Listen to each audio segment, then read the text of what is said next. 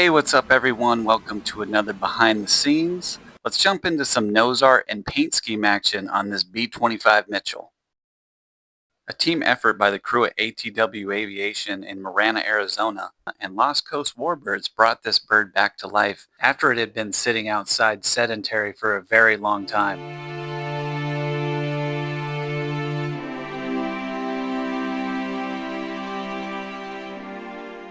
During this B-25's restoration process, the nose art that was chosen to be painted on her consisted of a skeleton wearing an aviator's leather hat holding 2 bombs with the name Sweet Dreams located below the main art piece. The other piece of artwork added were 2 Air Apache Indian heads placed on the left and right vertical stabilizers. How we did this artwork step by step is we first freehanded rough looking sketches on the nose and tails to get an idea of the size and dimensions, paying close attention that the artwork on the nose of the plane was in a spot that looked good as well as fit the World War II bomber aesthetic. The Air Apache symbol was a little more critical for the size because we wanted it to match as close as possible to what it looked like on the B-25s during the war.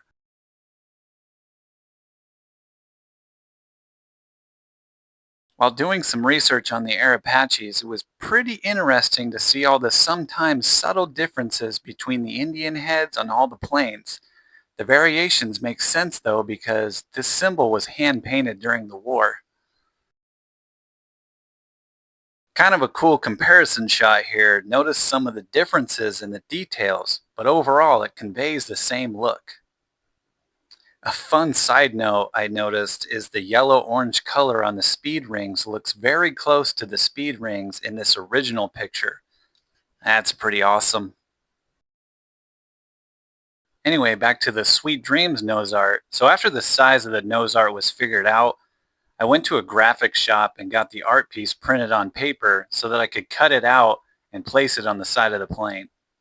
And at this point I could trace/transfer the design onto the metal, as well as double check that the size and placement was correct to what we wanted.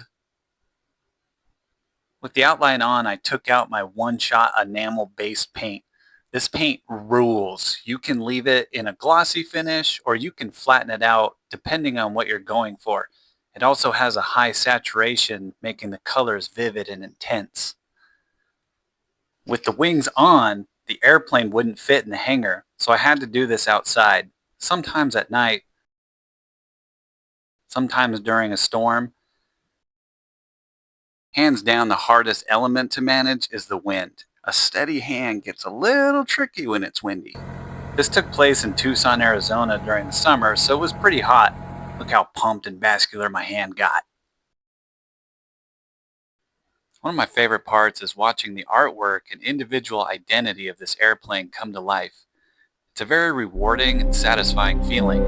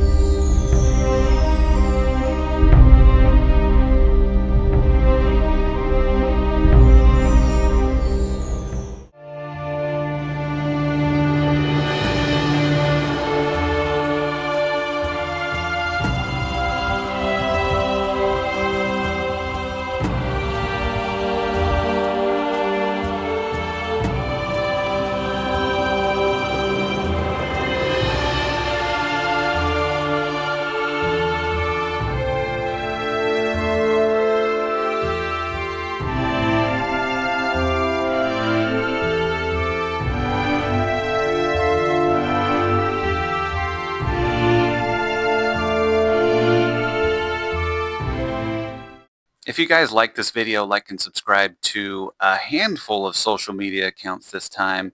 We've got Lost Coast Warbirds, ATW Aviation. Check them out on Facebook, Instagram, websites. If you have any questions, comments, let us know down below. Also follow us at Pacific Fighters, Facebook, Instagram, websites. And we will see you guys next time.